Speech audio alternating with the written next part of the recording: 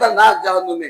انسان کیا کرتا ہے؟ جھوٹ پہ جھوٹ بولتے زندگی گزارتے۔ اللہ تعالیٰ فرماتے ہیں اگر انسان اگر سب سے بڑا گناہ ہے، اگر گناہوں کو بچنا چاہتا ہے تو سب سے پہلے جھوٹ سے بچ جاؤ۔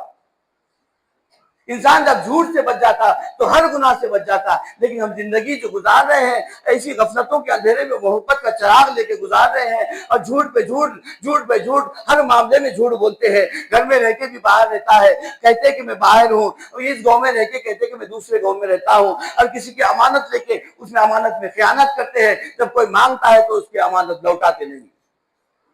تو بتاؤ کہ مجرم نہیں تو کیا ہے؟ اللہ تبارک تعالیٰ فرماتے ہیں جہنم کے اندر ڈالا جائے گا تو سب سے بڑا منافق ہوگا تو جہنم میں ڈالا جائے گا، ایک تو جھوٹ بولنے والا، ایک تو وعدہ خلافی کرنے والا، ایک تو امانت میں خیانت کرنے والا۔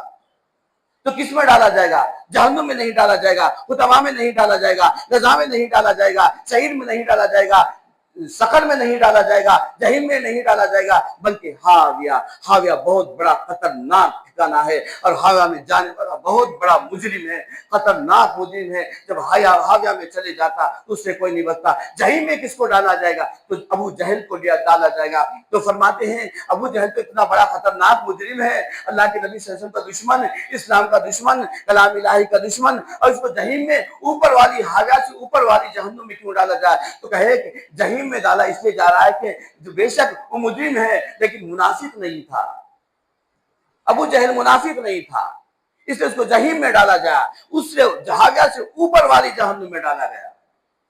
تو بتاؤ کہ ہم کو جہنم سے بچنا ہے تو عبادت کرنا ہوگا، ہمیں جہنم سے بچنا ہے تو اللہ سے جڑنا ہوگا، اور اللہ سے رغبت کا اظہار کرنا پڑے گا، اللہ کے گھر کو آنا پڑے گا۔ ہم کہتے ہیں کہ اللہ غفور الرحیم ہے، ارے گناہ پہ گناہ کرتے جاتے، پھر کہتے ہیں اللہ غفور الرحیم ہے، اللہ معاف کرنے والا ہے۔ بے شک اللہ معاف کرتا ہے۔ اللہ تعالیٰ فرماتے تیرے گناہ اتنے بچھا دے پھر بھی تو میرے دروازے پہ آ جا، دامن کو پسار، میں تیرے گناہ کو معاف کر دوں گا۔ پھر اس کے بعد تو دل سے صدقے دل سے توبہ کر لے، یہاں تک کہ تو آنسو کو بڑھا لے، اگر تیرے آنسو زمین پہ نہ ٹپکے تو تو اپنے آنکھوں میں محلول کر لے، بس آنکھوں کے خطرے بھی تیرے زمین پہ نہیں گریں گے۔ تو میں تیرے دل کی آہ کو جانتا ہوں، تیری دھڑکن کو پہچانتا ہوں، تیرے دلوں کے قریب ہوں، تیرے آہ و آفکار کو سنتا ہوں، بس تیرا رونا تھا، رونا نہیں بھی آیا تو میں تجھے معاف کر دوں گا، کوئی منتیں نہیں مانگواؤں گا۔